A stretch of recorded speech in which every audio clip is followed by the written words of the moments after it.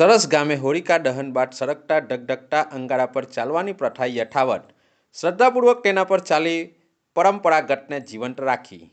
ફાગણ સુદ પૂનમના દિવસે જિલ્લા સહિત ઓલપાડ તાલુકાના વિવિધ ગામડાઓમાં કે શેરીઓમાં હોળી પ્રગટાવી પૂજા અર્ચના કરી પ્રદક્ષિણા કરી હોળીની ઉજવણી કરવામાં આવે છે। ત્યારે ઓલપાડ તાલુકાના સરસ ગામે અનોખી રીતે અલગ જ રીતે હોળીની ઉજવણી કરવામાં આવે છે, જેમાં હોળિકા દહન બાદ તેની પ્રદક્ષિણા કરી અંગારા પર ચાલવાની પ્રથા યથાવત રહી છે।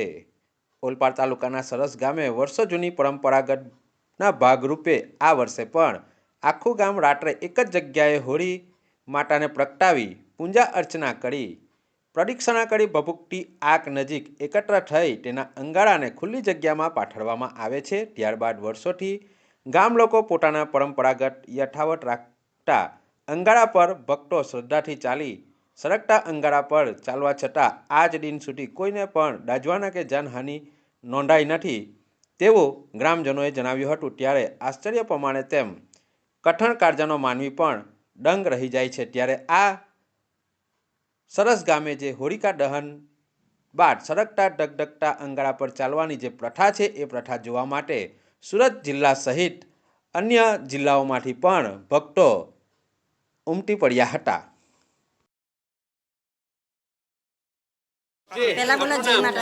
મારું નામ હસુબેન નિમચ્યા છે। મારી 72 વર્ષની ઉંમર છે। હું 5 વર્ષથી અહીંયા આવું છું।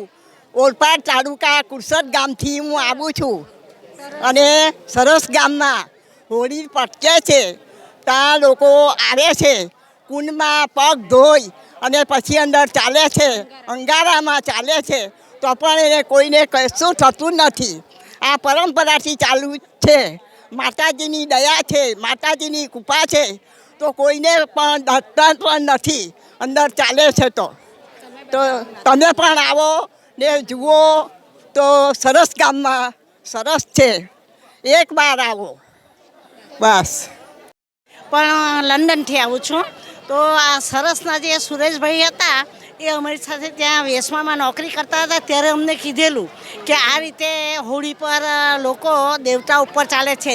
ત્યારે અમને બહુ એના ઉપર વિશ્વાસ નહોતો અને મારી દીકરીઓ દર વર્ષે આવે છે, તો મારી એક વખત ઈચ્છા હતી કે મારે આ જોવું છે અને બાય ચાન્સ મને આ વખતે મોકો મળી ગયો અને મને આ જોવાનો ધન્યતા મળી, એટલે હું ધન્યતા અનુભવું છું। અને સરસ ગામમાં ઇંગ્લેન્ડમાં કે લંડનમાં પણ મેં અમેરિકામાં પણ હોળીઓ જોઈ છે, પણ કોઈ પણ જગ્યાએ ઇવન ઇન્ડિયામાં પણ કોઈ પણ જગ્યાએ આવી રીતે આ દેવતા ઉપર ચાલવાવાળું કોઈ છે નહીં।